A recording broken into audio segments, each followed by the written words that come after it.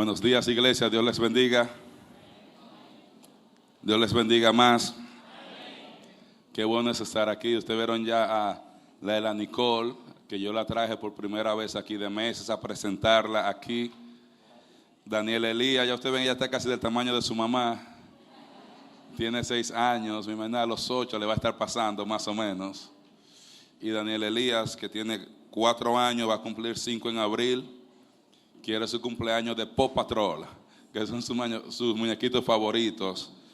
Y estoy muy contento y muy orgulloso de mis hijos. Y Eliana Abigail, que también quería presentarla aquí. Cada uno de mis hijos yo espero venir a República Dominicana para presentarlos. Esta iglesia significa mucho para mí. Aquí yo entregué mi vida a Cristo. Gran parte de mi entrenamiento doctrinal fue en esta iglesia. Y le doy gracias a Dios por estar en una iglesia saludable. Lo más importante acerca de una iglesia no es cuántas personas están, sino si la iglesia es saludable. Si tiene un liderazgo saludable, si tiene una doctrina saludable. Y eso podemos verlo en esta iglesia. Amén. Entonces, hoy vamos a concluir lo que comenzamos todo el fin de semana. Desde el viernes, y antes de comenzar el mensaje de hoy me hicieron algunas preguntas y yo quiero aprovechar, coger 5 o 10 minutos de su tiempo para contestar brevemente algunas de las preguntas que me hicieron fuera de cámaras. ¿Me puede poner el slide de la magnitud de las recompensas? Cuando estudiamos el texto de Mateo 22, 13 al 14, alguien me preguntaba de la última frase en el texto que dice: porque muchos son los llamados y pocos los escogidos. Y explicamos que muchos son los llamados, según el texto, ¿a qué? A participar en las fiestas de bodas. Y pocos son los escogidos, ¿para qué? Para participar en las fiestas de bodas. Estaba hablando con los hermanos que están escogidos ahí, no están de estar escogidos para estar salvados, sino están escogidos para estar en la fiesta de bodas. Y obviamente el llamado viene primero antes de ellos ser escogidos para participar. Entonces, ahí no está hablando de elección para salvación, sino elección para tener recompensas. Otra pregunta que me hicieron fue acerca del tiempo del tribunal de Cristo. Y Walter, el slideshow de la clase de escatología 101. Creo que es el slide número 4. Esa no es la clase, es una clase vieja que en nuestra iglesia. Aquí, en este periodo de tiempo que está aquí ilustrado, representa la semana 70 de Daniel o los 7 años de la tribulación. El rapto de la iglesia ocurre antes de la tribulación. O sea, la iglesia no va a pasar por la tribulación. El objetivo de la tribulación es juzgar a aquellos que han rechazado a Cristo, juzgar el pecado y lidiar con la incredulidad de Israel. Entonces, cuando la iglesia es raptada, mientras aquí ocurre la tribulación, el tribunal de Cristo ocurre en las mansiones, en la casa del Padre, en la presencia del Señor. Y al final de la tribulación, la iglesia viene con Cristo en su segunda venida a establecer su reino. Y los creyentes ya recompensados de la iglesia, ya sabiendo qué posición van a ocupar y quién va a reinar con él, van a tomar posesión del reino. Como Lorenzo mencionaba, cuando usted lee el Salmo 2, que dice el salmista: pídeme y te daré por herencia las naciones de la tierra, está hablando de que Dios el Padre va a dar todo el reino, todas las naciones, todo el gobierno del mundo a Cristo. Y los creyentes que han sido fieles van a correinar con Cristo, van a ser los que van a estar siendo ayudantes de Cristo en ese reino. Y es interesante, Santiago mencionaba algo que decía esta mañana, que no era solamente tratar de tener vida eterna y llegar yo estoy feliz con que yo estoy salvo, es llegar a participar de reinar con Cristo. Hermano, a mí me dio tanta alegría cuando Santiago dijo eso. ¿Usted sabe por qué? La significancia final del hombre, el propósito final del hombre es correinar con Cristo. Cuando usted lee Génesis 1, ese fue el propósito de Dios. Él puso el hombre sobre la tierra para ejercer la autoridad de Dios sobre la tierra. Dios es soberano y ejerciendo su autoridad a través del hombre.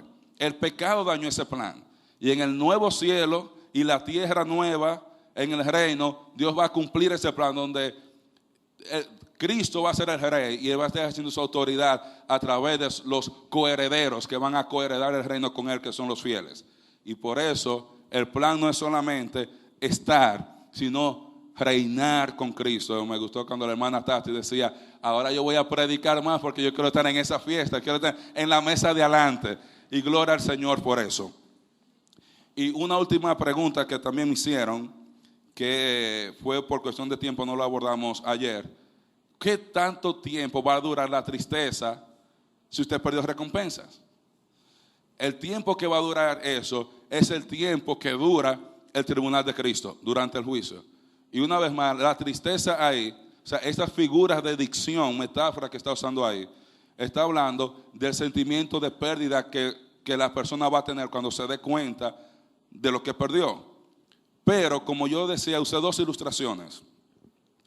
La persona que iba caminando por el desierto, que le dice una voz, iban de noche, echa piedras en tus maletas, en tu saco, todas las que tú puedas, y en la mañana tú vas a tener alegría y tristeza. Ellos lo hacen. Cuando se levantan en la mañana, que amanece y ven las piedras, ven que eran perlas. Están contentos porque tienen perlas, pero están tristes porque no recogieron más.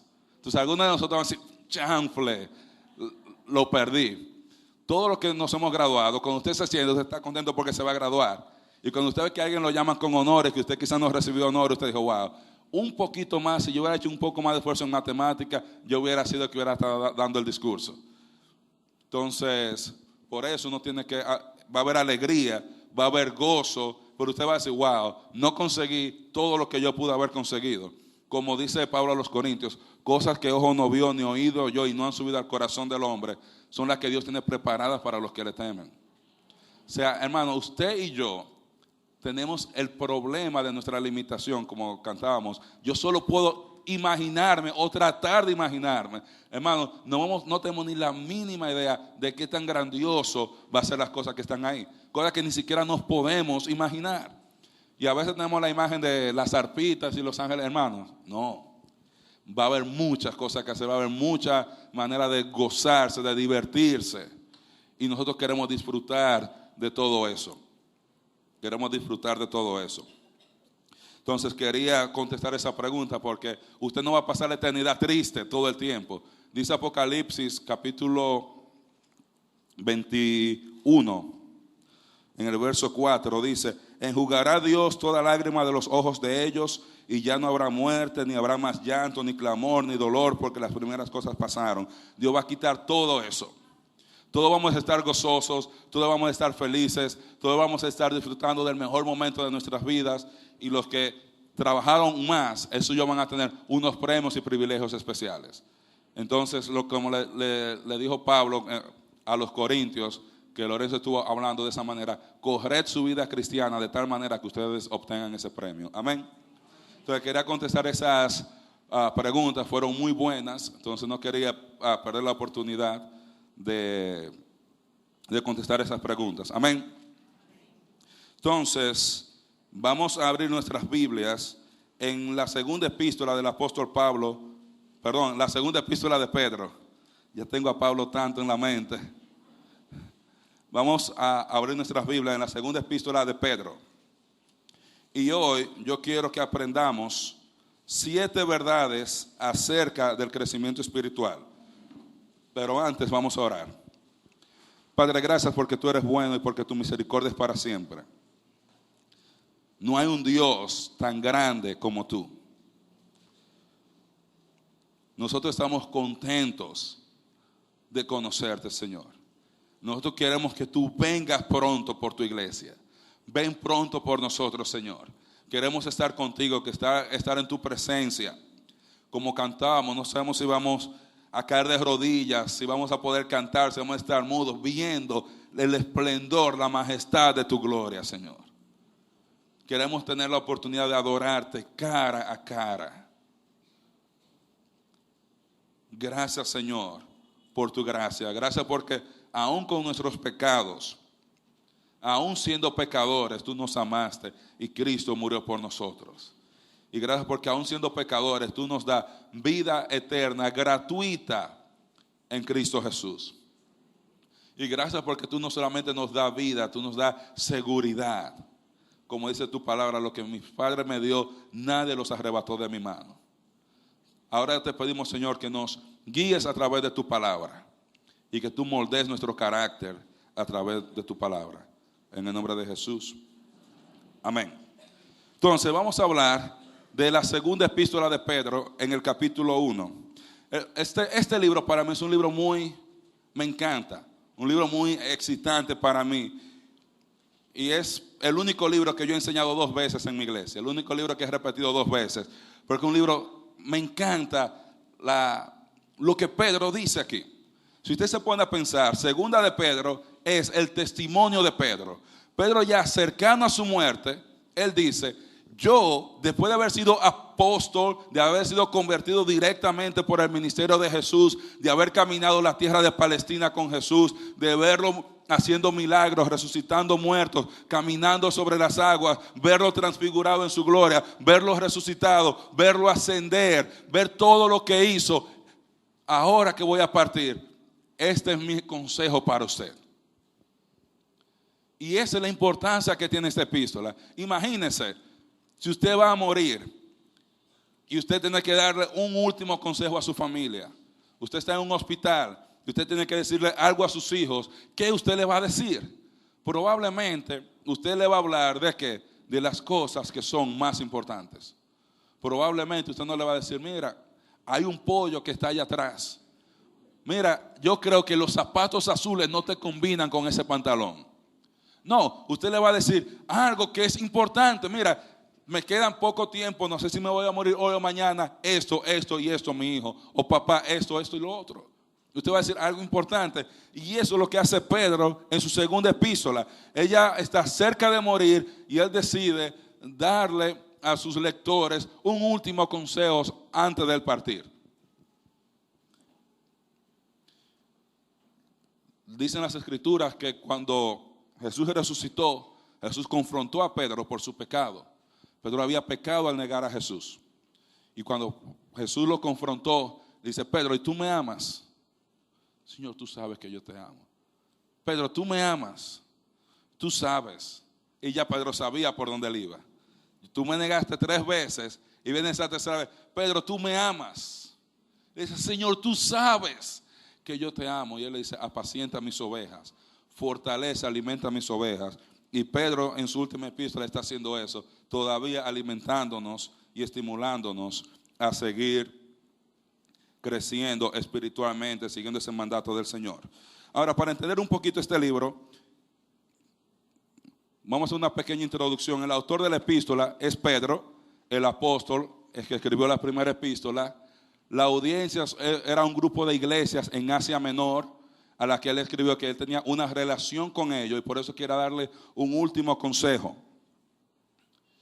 El propósito, y por eso es que me encanta esta epístola, el propósito de la epístola es estimular a los hermanos a crecer espiritualmente mientras esperamos la venida del Señor. Ese es el propósito de Pedro: estimular a los hermanos, a los creyentes de la iglesia, a crecer espiritualmente mientras estamos pacientemente esperando el regreso del Señor. Y el tema de la epístola es cómo usted y yo nos preparamos para el regreso del Señor. ¿Y cuál fue el tema de esta conferencia este fin de semana? Cómo prepararse para la eternidad.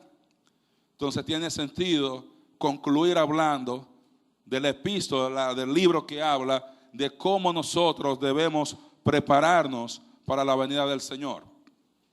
El trasfondo es, como yo le decía, Pedro, cercano a su muerte, decide darle a esas iglesias con las cuales tenía una relación especial un último consejo.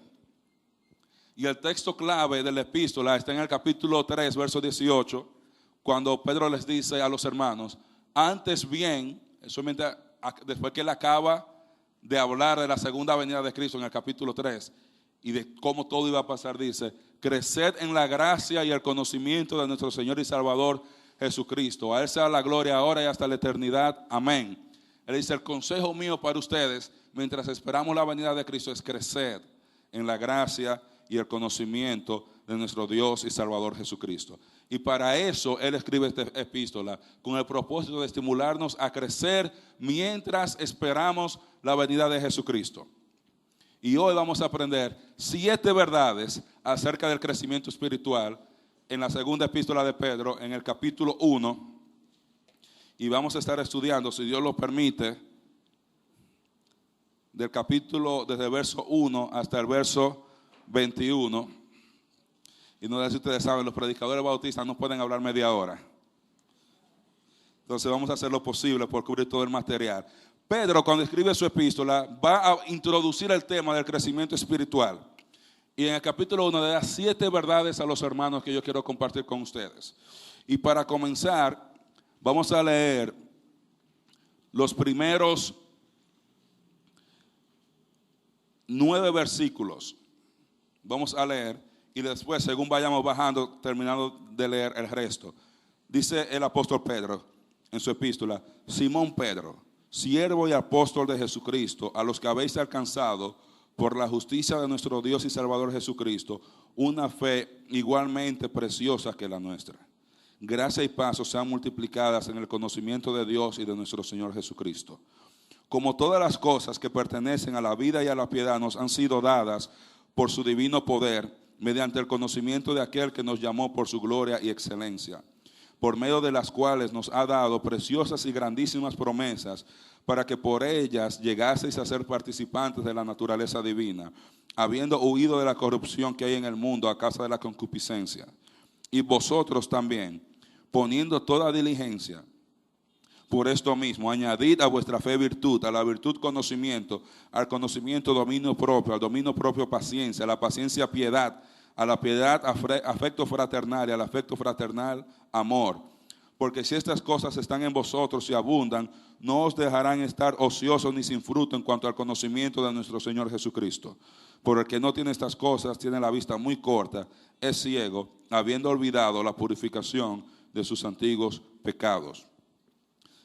Una de las preguntas que uno recibe con bastante frecuencia cuando usted está sirviendo como anciano, como pastor de la iglesia, como líder de célula es: ¿cómo yo puedo crecer espiritualmente? Yo siento que yo estoy aquí arando en el mar y trato y no avanzo. ¿Qué yo debo hacer? ¿Qué pasa? Otras personas que creen: ¿puede un cristiano estar sin crecer en la iglesia? Pero un creyente salvado, regenerado, justificado delante de Dios Padre por la fe en Jesucristo, estar en la iglesia y no crecer. Y esa pregunta ha sido una piedra de tropiezo para muchas personas. No pueden encontrar la respuesta satisfactoria. Y Pedro nos va a decir aquí varias cosas acerca del crecimiento espiritual.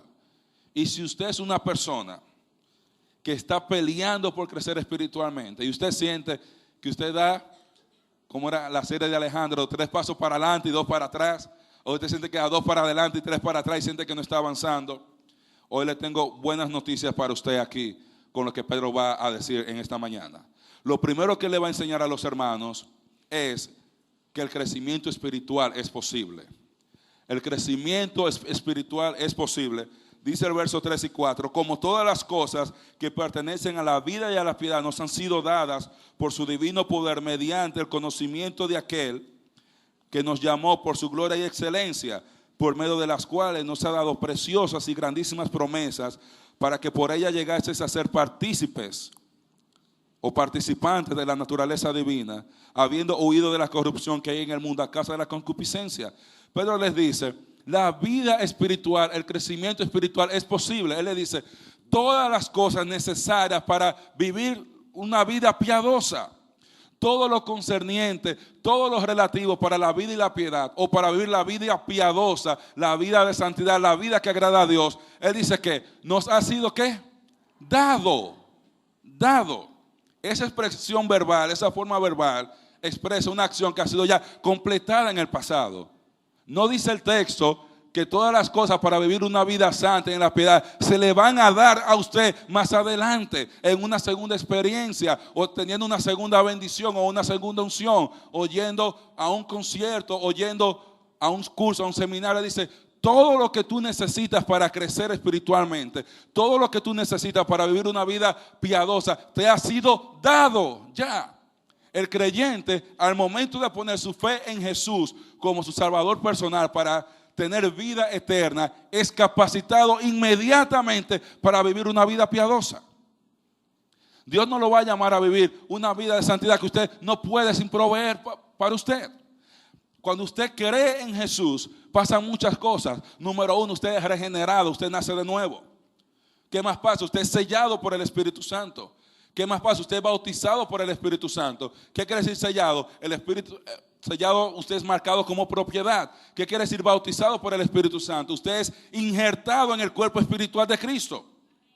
¿Qué más pasa? El Espíritu Santo viene a ser morada permanente en usted. Y el Espíritu Santo está ahí para ayudarlo y capacitarlo 24 horas, 7 días a la semana. Jesús enseñó que uno de los ministerios del Espíritu Santo, ¿cuál era? Guiarnos a toda verdad. ¿Quién escribió las Escrituras? Dice la palabra de Dios que la Escritura fue inspirada ¿por quién? Por el Espíritu Santo. Imagínese, usted tiene dentro de usted el autor del libro que usted está leyendo para guiarlo a entender lo que él quiso decir. O sea, usted al momento de creer, todo lo que usted necesita le ha sido dado. Y la regeneración, el nuevo nacimiento, comienza ahí. ¿Usted sabe por qué? No hay manera que usted en su naturaleza pecaminosa, usted pueda agradar a Dios. Porque su naturaleza pecaminosa siempre tiende al pecado. No tiene otra alternativa. La naturaleza pecaminosa no tiene solución que no sea ser regenerado en Cristo. Ser hecho una nueva criatura en Cristo. Y el primer recurso que le dan a ustedes es esa regeneración al momento de usted poner su fe en Cristo. Usted está regenerado. Ahora usted tiene una nueva naturaleza que lo ayuda a buscar a Dios.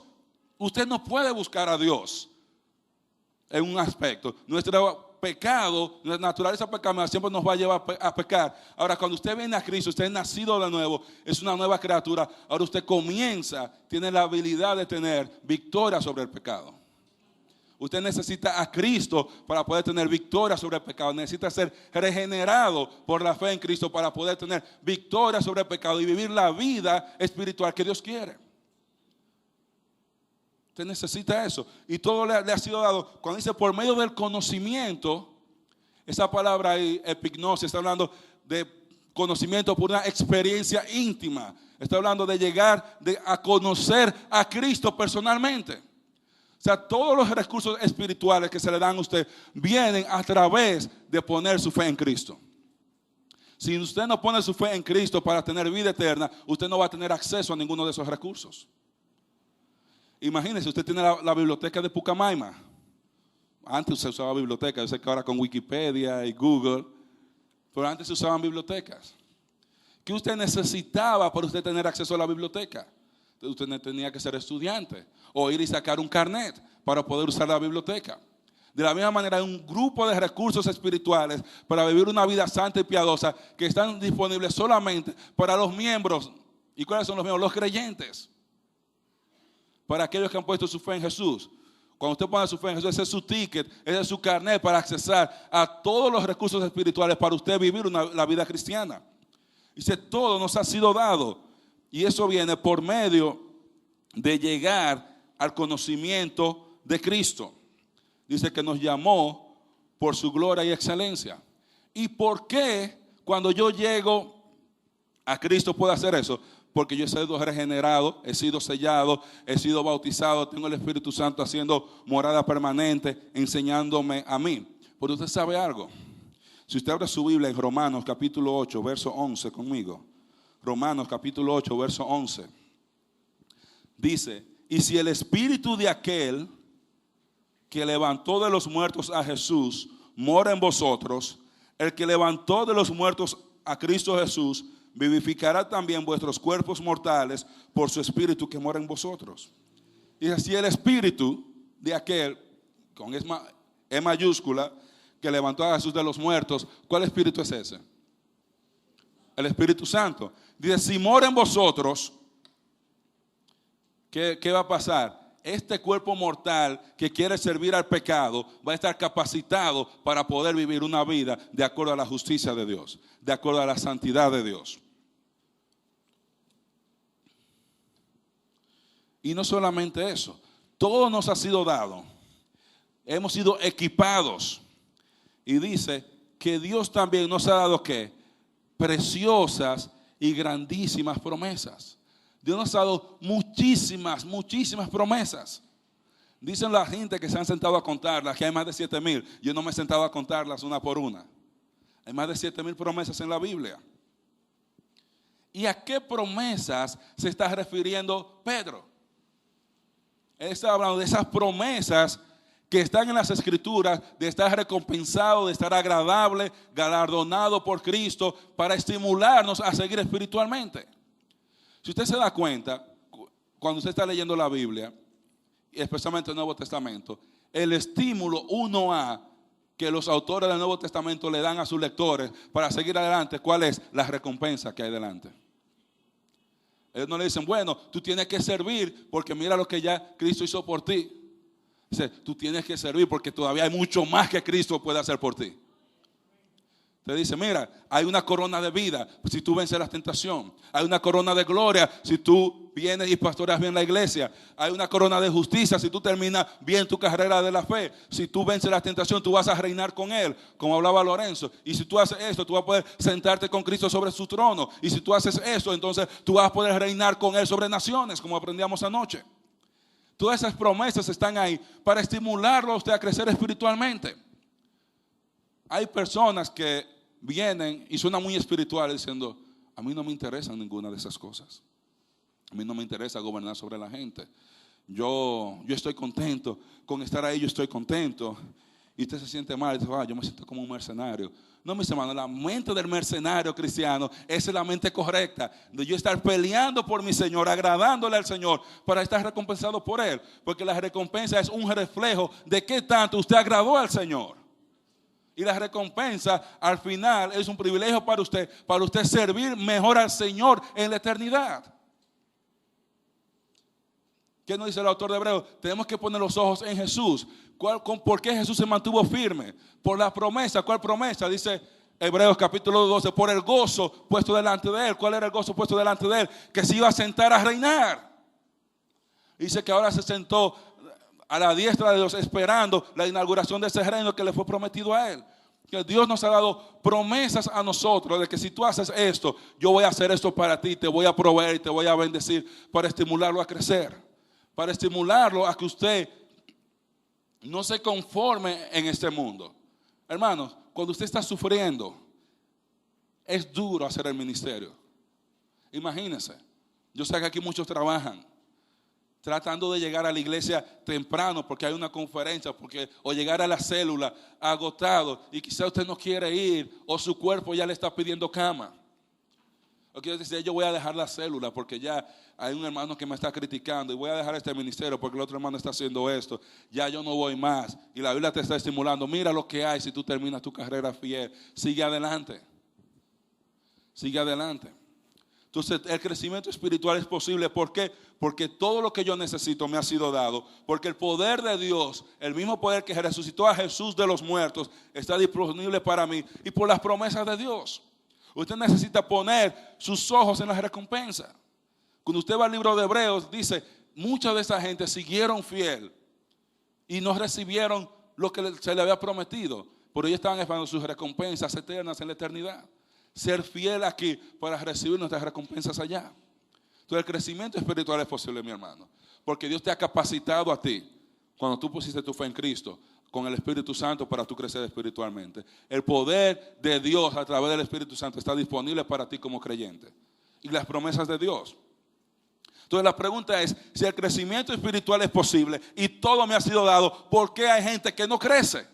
Esa es la siguiente pregunta. ¿Por qué hay gente que no crece? No tienen todos el Espíritu Santo, no a todos se les dio las mismas promesas, no todos tienen el mismo poder disponible. ¿Por qué? Bueno, Pedro va a explicar en el verso 5 y 7. Vosotros también, poniendo toda diligencia por esto mismo, añadid a vuestra fe virtud, a la virtud conocimiento, al conocimiento dominio propio, al dominio propio paciencia, a la paciencia piedad, a la piedad afecto fraternal y al afecto fraternal amor. ¿Qué dice Pedro? Y vosotros también, ¿qué? Poniendo ¿qué? toda diligencia. El crecimiento espiritual no es al azar. El crecimiento espiritual no es un accidente. El crecimiento espiritual no sale a lo loco por ciento. Es intencional. Requiere diligencia. Requiere empeño. Dice, todo se te ha dado. Ahora tú tienes que usar esos recursos sabiamente. Tú tienes la responsabilidad de usar las promesas de Dios, la palabra de Dios, el Espíritu Santo que está en tu vida para crecer. Dice, tú tienes que poner ¿qué? Diligencia. El crecimiento espiritual no es automático. No es automático, hay que poner diligencia. No todos los creyentes alcanzan madurez espiritual. No todos los creyentes crecen espiritualmente, sino quienes, solo los que ponen diligencia en ello. ¿Qué quiere decir? Usted va a estar espiritualmente donde usted quiere estar. Usted es tan espiritual como usted quiere ser espiritual. Usted ahora mismo está tan espiritual como el esfuerzo que usted ha hecho para estar ahí. Nosotros necesitamos poner diligencia. Diligencia. Dice él, poniendo diligencia, dice, añadid a qué? A vuestra qué? Fe. O sea, la base para el crecimiento espiritual es ¿qué? Nuestra fe. Usted viene a Cristo y eso sienta la base para usted crecer espiritualmente. Como aprendíamos en 1 Corintios capítulo 3 durante la conferencia. El fundamento está puesto. Usted pone su fe en Cristo, viene a Cristo, está justificado. Usted está en Cristo. Ahora usted tiene que ver cómo edifica. Si edifica con oro, con piedras preciosas, con plata, o si usted va a edificar con paja y con madera y con heno. Usted decide. Entonces, Pedro dice, ya ustedes tienen fe. Ahora a su fe, ustedes necesitan ¿qué? Poner diligencia, poner esfuerzo, poner empeño para añadir estas cosas. ¿Y qué cosas? Él dice, bueno, hay 7 ingredientes que él va a dar. Dice, añade a tu fe virtud. ¿Qué es virtud? Virtud significa excelencia moral. El cristiano tiene que añadir a su fe excelencia moral. Los cristianos somos cristianos 24 horas, 7 días a la semana y debemos mostrar excelencia moral en todas las áreas de nuestras vidas. En Facebook, en Twitter, cuando el pastor me ve, cuando el pastor no me ve, cuando me ven, cuando no me ven. Siempre yo debo mostrar excelencia moral. Pero dice a la virtud, agrégale ¿qué? Conocimiento. ¿Y por qué hay que agregarle conocimiento a la virtud? Porque hay un peligro cuando usted añade tratar de conseguir excelencia moral sin conocimiento. ¿Y cuál es ese peligro? Legalismo. Legalismo. Usted está buscando una excelencia moral sin entendimiento de las Escrituras, sin discernimiento de las Escrituras. Entonces usted comienza a crear reglas para alcanzar esa virtud o esa excelencia moral. Recuerdo hablando con una persona en Tallahassee. Yo duré mucho tiempo tratando de buscar una iglesia donde yo me iba a congregar cuando yo llegué. O sea, en mi iglesia es una iglesia muy buena. Aquí creemos en la santidad por dentro y por fuera. ¿Cómo? Santidad por dentro y por fuera. Y yo rascándome, por eso no tengo cabello ya. ¿Qué significa santidad por dentro y por fuera? ¿Es posible que yo sea santo por dentro y no sea santo por fuera? Ustedes están buscando excelencia moral sin entender las Escrituras. Crean un código de conducta aparte con el cual si tú haces eso, quiere decir que tú estás mostrando santidad y excelencia moral. Por eso a la virtud tú tienes que agregar conocimiento de que de las Escrituras. Por eso, mis hermanos, usted necesita leer su Biblia. ¿Con qué frecuencia? Diariamente. ¿Cuántas veces al día? Todas las veces que sea posible. Por eso usted necesita venir y congregarse, mis hermanos. No congregarse no es una opción para un creyente. Porque usted no va a crecer.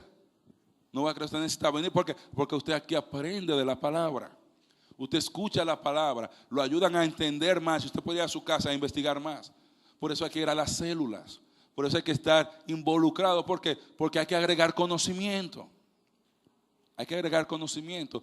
Si usted se dio cuenta cuando Lorenzo hablaba de las iglesias, había un problema que muchas iglesias tenían. ¿Cuál era? Problema de falsa doctrina. ¿De dónde vienen problemas de falsa doctrina?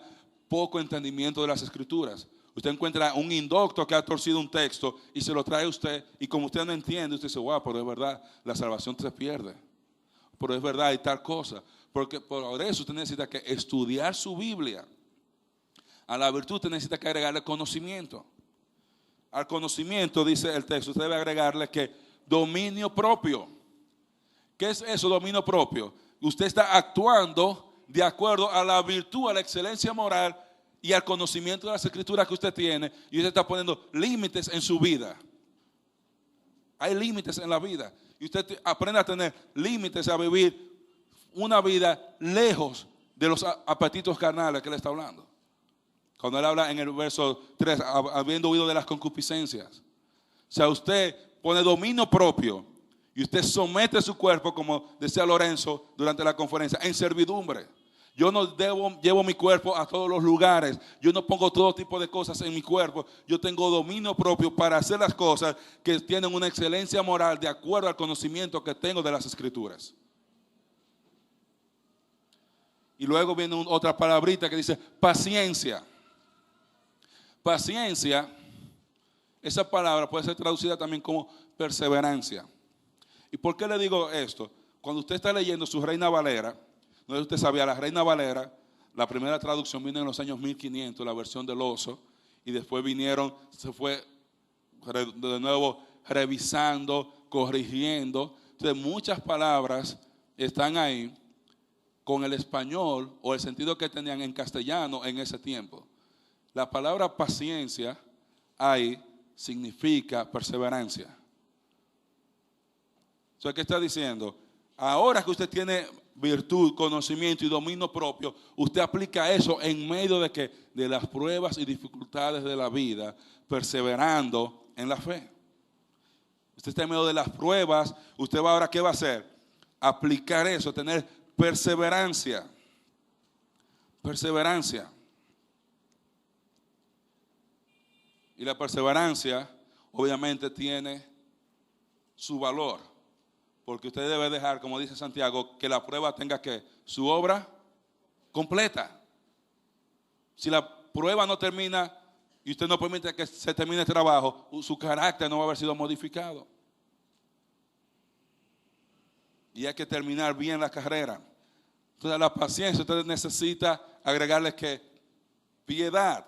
¿Qué es piedad? Devoción a Dios. Con una conducta santa. Usted se aparta. Y ser santo, mis hermanos, significa estar apartado, estar separado. Pero ¿apartado de qué? Apartado del pecado, separado del pecado, pero apartado para Dios. Yo me aparto de cierto tipo de cosas para apartarme para cierto tipo de cosas. Yo me aparto de este estilo de vida licencioso que vive el mundo ahora para separarme para un estilo de vida mejor, para una devoción para el Señor, para que Él me use.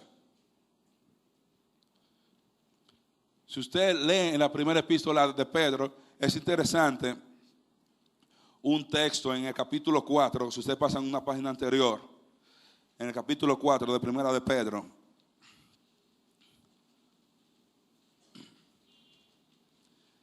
Dice la palabra de Dios, capítulo 4 de primera de Pedro.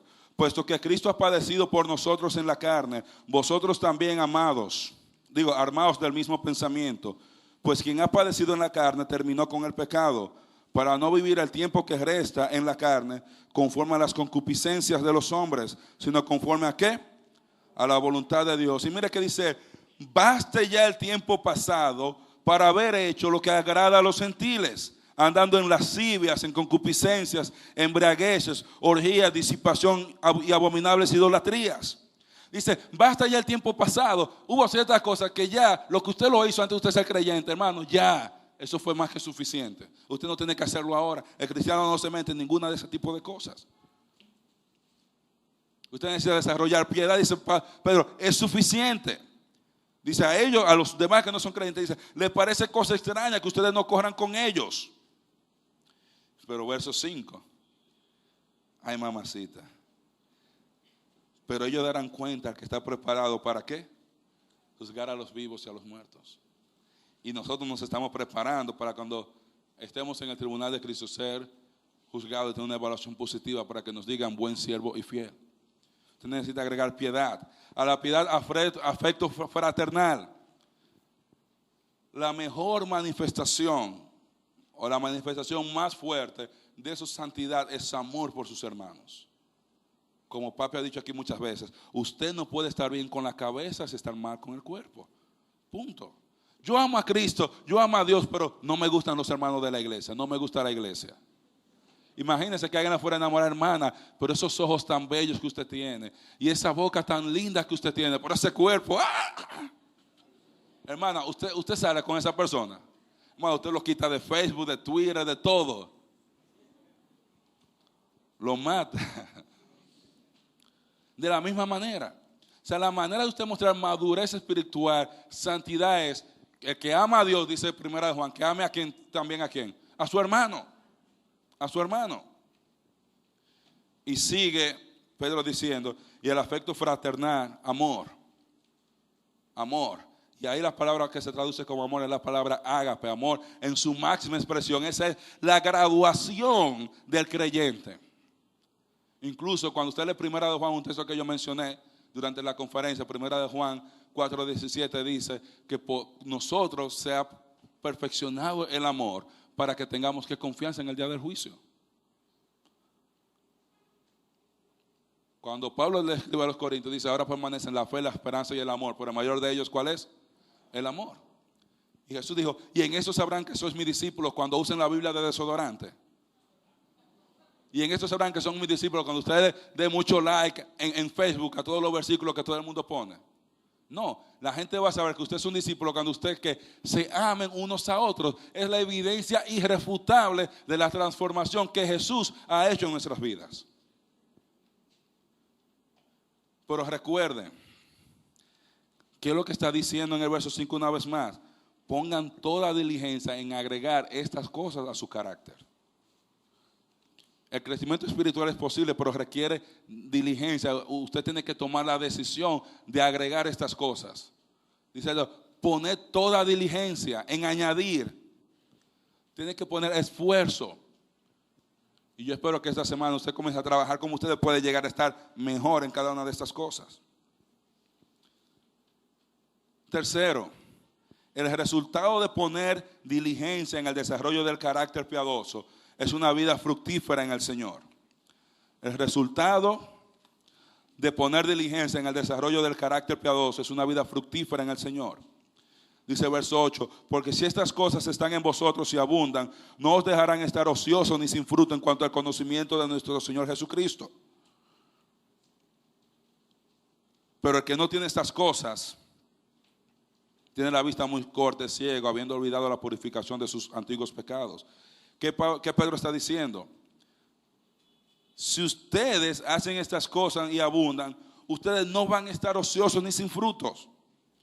Pero ¿qué más él está diciendo? Es que usted escoge qué tanto fruto usted va a llevar. ¿Cómo que yo escojo? Sí, porque usted escoge qué tanta diligencia usted va a poner en agregar estas virtudes a su carácter. ¿Qué tanto fruto usted lleva? Los frutos de la diligencia que usted ha puesto. Usted estudia mucho, se sacrifica mucho, saca A en su examen. Estudia el viernes en la noche. Digo, yo que examen los sábados. Pues usted estudiaba el viernes en la noche, sacaba la nota de un estudiante que estudió el viernes en la noche. Yo recuerdo hablando con Carballoso una vez, ¿cuántas horas uno tiene que estudiar para predicar un sermón? Dice, bueno, mi hija estudiaba flauta, yo le pagué un maestro de flauta. Y un día llegó el maestro a la casa, mi hija se está cambiando y yo tengo la obligación de hablar con él, de sentarme. Y yo no sabía qué decirle. Le digo, ¿cuánto usted tiene que practicar para usted poder ser un maestro de flauta? Dice, bueno, usted puede practicar 1 hora a la semana y va a ser un flautista de 1 hora de práctica. Usted puede practicar 2 horas a la semana y usted va a ser un flautista de 2 horas a la semana de práctica. Usted puede practicar 5 horas y usted va a ser un flautista de 5 horas. Y cuando usted se sube en el escenario se van a dar cuenta de cuántas horas usted es un flautista. Igualmente nosotros vamos a cosechar que lo que sembramos. Si estamos poniendo diligencia, vamos a cosechar que frutos. Ahora, tú quieres más frutos, tienes que poner más diligencia en tu crecimiento espiritual. Tú necesitas entender que tu crecimiento espiritual es importante. Veamos ayer en Mateo que decía, el padre de familia, si supiera a qué hora viene el ladrón, ¿qué hace? Vela. Está hablando de una persona que está protegiendo sus bienes materiales para que nadie venga y se quede esperando que el ladrón no entre. Y si usted está protegiendo sus bienes materiales, por eso usted tiene alarma, le pone hierro a su casa, ¿cuánto más no debiera usted proteger sus inversiones espirituales? Mucho más. Y la meta, mis hermanos, no es solamente tener fruto, es tener que mucho fruto, fruto abundante. Pedro dice, si estas cosas están en vosotros, ¿y qué? Y abundan. No dice solamente tengan estas cosas, es ténganlas en abundancia. Porque el objetivo no es dar fruto, sino que mucho fruto. Ni no os dejarán estar ociosos, ni sin fruto en cuanto al conocimiento de nuestro Señor Jesucristo.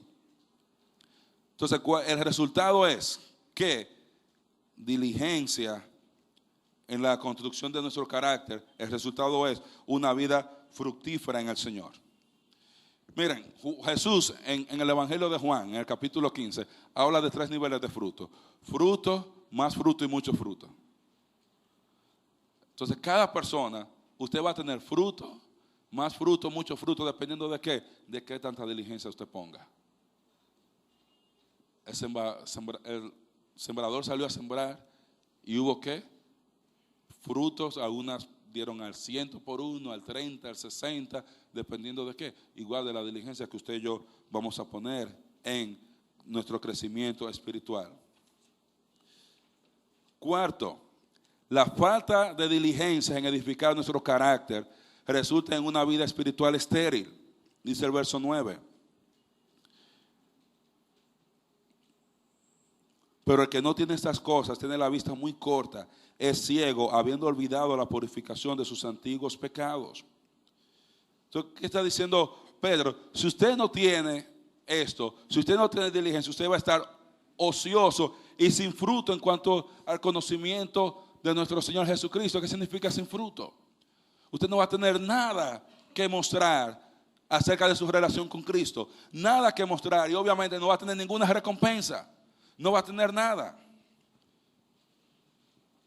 Y ahora Él nos va a dar las características de una persona que no lleva fruto. Él le da 3 adjetivos. Él dice, son ciegos, tienen la vista corta y han olvidado la purificación de los pecados pasados. ¿Qué significa que son ciegos? Son ciegos a las verdades espirituales que se necesitan para entender cómo funcionar apropiadamente en este mundo mientras esperamos el regreso de Cristo. Están ciegos, no pueden ver las verdades espirituales del tiempo presente ahora. Y tiene que ver más con la vida presente del cristiano, que no entiende las escrituras, no entiende la importancia de edificar su carácter, no ve las realidades espirituales de que lo que usted siembra cosecha, y de que usted esté presente o ausente, como dice Pablo en 2 Corintios 5, necesita ser agradable al Señor. Dice, usted está ciego, lo compara con un ciego. ¿Y qué pasa con un ciego? Va caminando y se tropieza y se cae. Y sufre, como el cristiano que no desarrolla su carácter. La otra característica que dice Pedro tiene la vista corta. ¿Qué quiere decir eso? No puede ver más allá de las realidades inmediatas. Es el cristiano que está pensando en el ahora, en déjame trabajar para el viernes, para el fin de semana, y no pensando en trabajar para la eternidad. Ese cristiano no está motivado por el retorno de Cristo. Y me dio mucho gusto escuchando hermanos esta mañana diciendo, ahora tenemos que estar mucho más motivados para trabajar más, porque Cristo viene y yo quiero estar recompensado. Esa es la actitud correcta en el cristiano. Y hay coronas para aquellos que aman su venida. Cuando usted no se prepara y no le importa, dice, usted tiene la vista corta. ¿Qué pasa cuando usted no ve de lejos? Usted llega, a mí me ha pasado que a veces no veo bien de noche, y cuando vengo a darme cuenta de que hay un hoyo, de que hay algo, too late, ya le paso por arriba. Concho, mi carro. ¿Pero por qué? Por no poder ver muy lejos. Entonces, cuando usted tiene una vista corta, usted se arriesga a problemas innecesarios en su vida. Y por último, dice que puede haber olvidado la purificación de sus pecados pasados. Eso no significa que literalmente se me olvidó, yo no me acuerdo que Cristo me perdonó. Aunque usted pudiera hallar a alguien que se haya ido tan lejos en pecado que ni siquiera se recuerde que él aceptó a Cristo o puso su fe en Jesús. Entonces, ¿qué está diciendo eso? Ese olvidar la purificación de sus pecados pasados significa que no estima ni aprecia el sacrificio de Jesús en la cruz. No ha puesto el aprecio al perdón que usted ha recibido de parte de Dios. Cuando usted está viviendo una vida que no es de santidad, usted no está edificando un carácter para desarrollar un carácter de Cristo, usted no está apreciando lo que Cristo hizo en la cruz. Usted se le ha olvidado que Él murió y resucitó por sus pecados, que Él sufrió por ti. Se está olvidando. Su vida usted debe mirarla viendo la cruz cada día. Cuando usted ve esa cruz, usted se da cuenta, hay cosas que yo debo vivir de una manera diferente. Debo desarrollar un carácter como el de Cristo. Y eso tiene que ver con el pasado. La quinta realidad espiritual que nos enseña Pedro, que el crecimiento espiritual va a estar recompensado en el tribunal de Cristo. Dice del verso 10 al 15, por lo cual, hermanos, tanto más procurad hacer firme vuestra vocación y elección, porque haciendo estas cosas no caeréis jamás, porque de esta manera os será otorgada amplia y generosa entrada en el reino eterno de nuestro Señor y Salvador Jesucristo. Por esto yo no dejaré de recordaros siempre estas cosas, aunque vosotros las sepáis y estéis confirmados en la verdad presente, pues tengo por justo, en tanto que estoy en el cuerpo, el despertaros con amonestación, sabiendo que en breve debo abandonar el cuerpo, como nuestro Señor Jesucristo me ha declarado. También yo procuraré con diligencia después de mi partida, que vosotros puedan tener esto presente en su memoria todo el tiempo.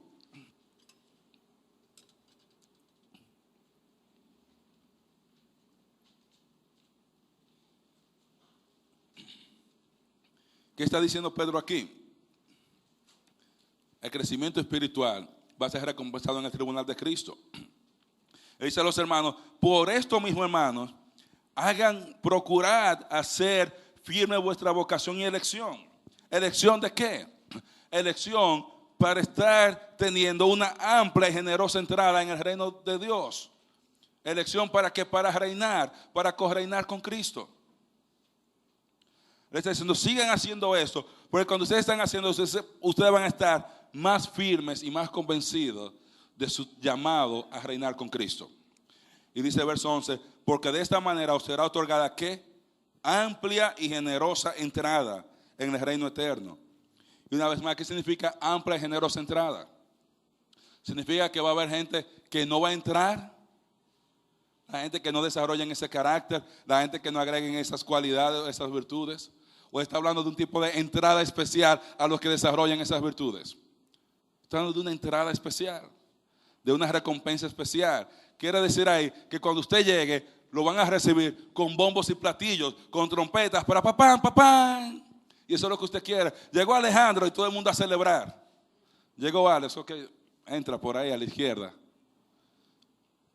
De eso está hablando de tener amplia y generosa entrada. Está hablando de ese recibimiento especial que Dios ha prometido para aquellos fieles. Ese banquete que veíamos en Mateo 8. Jesús lo ilustra en Mateo 22 como la fiesta de bodas, una fiesta de bodas. En Mateo 25 lo representa como entrando en el gozo de su Señor, tener una amplia y generosa entrada. Estar recibido con las puertas abiertas, por fin llegaste.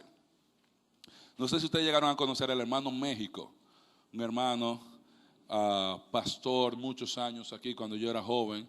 Él era un pastor muy interesante. Yo no tengo los talentos de él, porque él venía, cantaba con su guitarra, declamaba y después sacaba su folder. Decía, yo tengo 5 sermones aquí, ¿cuál usted quiere que yo le predique? Efesios, Romanos, Gálatas, dependiendo. Y el hermano México partió con el Señor.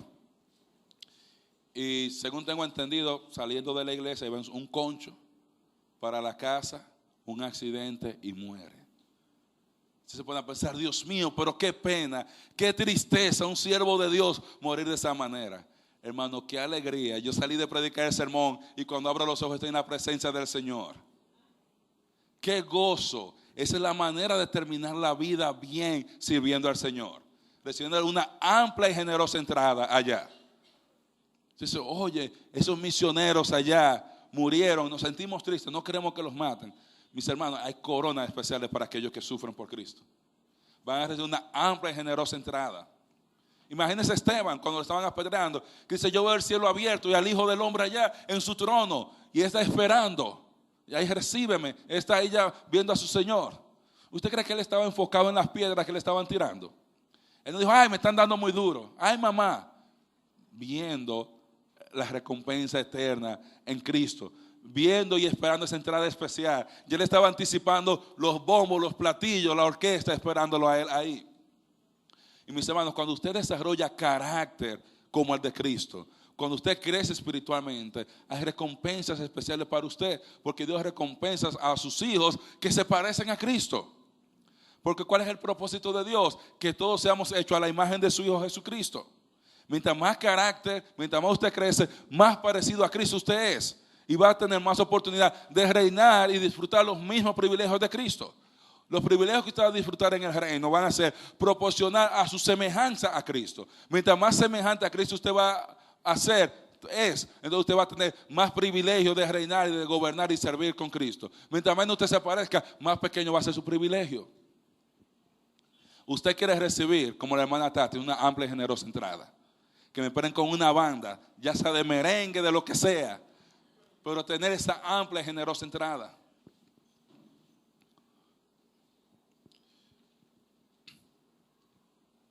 Pedro sigue diciendo que cuando desarrollamos ese carácter y crecemos espiritualmente, podemos tener victoria sobre el pecado. Dice, si hacemos esas cosas, ¿cuándo vamos a caer? Jamás. Podemos tener victoria sobre el pecado cuando desarrollamos carácter. Nos garantiza esa entrada especial. Y ahí nos dice el propósito de Pedro una vez más, estimular a los hermanos, háganlo bien mientras esperamos que Cristo llegue, crezcan espiritualmente para que reciban ese premio. La sexta verdad es, el crecimiento espiritual debe estar estimulado por la certeza de la segunda venida de Cristo. El crecimiento espiritual debe estar estimulado por la certeza de la segunda venida de Cristo. Verso 16, porque no os hemos dado a conocer el poder y la venida de nuestro Señor Jesucristo, siguiendo fábulas artificiosas, sino como habiendo visto con nuestros propios ojos su majestad. Pues cuando Él recibió de Dios Padre honra y gloria, le fue enviada desde la magnífica gloria una voz que decía, este es mi Hijo amado, en el cual tengo complacencia. Y nosotros oímos esa voz enviada del cielo cuando estábamos en el Monte Santo. Y tenemos también la palabra profética más segura, la cual hacéis bien en estar atentos como una antorcha que alumbra en un lugar oscuro hasta que el día esclarezca y el lucero de la mañana salga en vuestros corazones. Él está diciendo, el crecimiento espiritual debe estar estimulado por la segunda venida de Cristo. Le dice, para que ustedes reciban esa amplia y generosa entrada. Y le digo que nosotros ahora tenemos la palabra profética más segura. ¿Cómo así? Si tenemos verificación de que los profetas escribieron fue verdad. ¿Por qué? Porque nosotros vimos su gloria. Lo vimos transfigurado. Está haciendo referencia a la transfiguración. Y vi toda su gloria.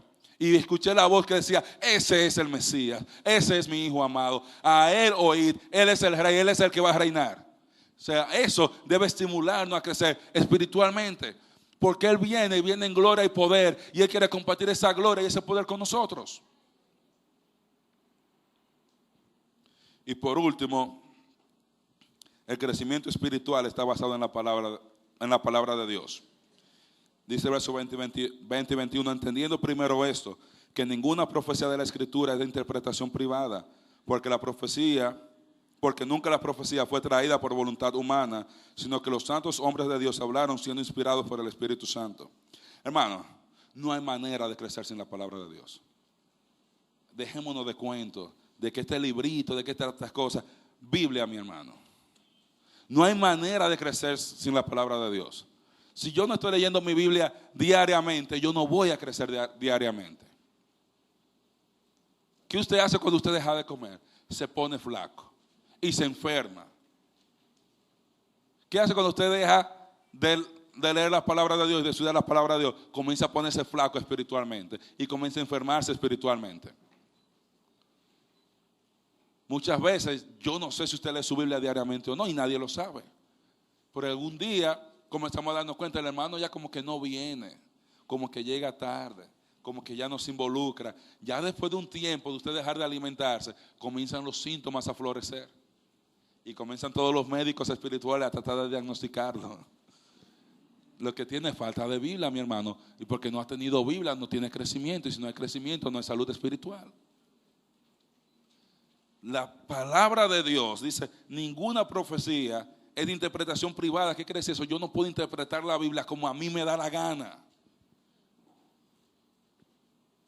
Yo tengo que interpretar la Biblia de acuerdo a cómo el Espíritu Santo guió a esos hombres que escribieron ese texto. Por eso, mientras hemos estado estudiando, hemos estado viendo los textos, viendo el contexto, viendo todo, porque yo no puedo interpretar lo que yo quiera. Yo no puedo ver solamente lo que yo quiera. Yo tengo que ver lo que el Espíritu Santo quiere que nosotros veamos. ¿Por qué? Porque eso fue lo que Él escribió. Porque eso fue lo que Él escribió. Entonces, en conclusión, acerca de esas 7 verdades, el crecimiento espiritual es posible. El crecimiento espiritual es posible, pero usted necesita poner diligencia. Y el estímulo de la recompensa del tribunal de Cristo, de estar recompensado ahí, debe motivarnos cada día a vivir en santidad. Y quiero terminar leyendo un texto.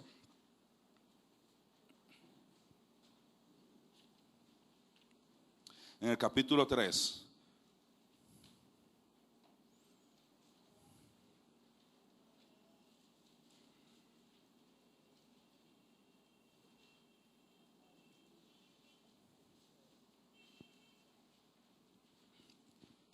Dice la palabra del Señor comenzando en el verso 10. Pero el día del Señor vendrá como ladrón en la noche, en el cual los cielos pasarán con gran estruendo, y los elementos ardientes serán deshechos, y la tierra y las obras que en ella hay serán quemadas. Puesto que todas estas cosas que están aquí en la tierra han de ser deshechas, ¿cómo no debéis vosotros andar en santa y piadosa manera de vivir, esperándonos y apresurándoos para la venida del día de Dios, en el cual los cielos encendiéndose serán deshechos y los elementos siendo quemados se fundirán? Pero nosotros, léalo conmigo, esperamos según sus promesas cielos nuevos y tierra nueva, en los cuales mora la justicia. Amén. Y dice el verso 14, por lo cual, amados hermanos, la conclusión de todo este fin de semana, estando en espera de estas cosas, procurad con diligencia, cuando Cristo venga, que ser hallados por Él sin mancha e irreprensibles en paz. Cristo viene pronto. Dios bendiga su palabra.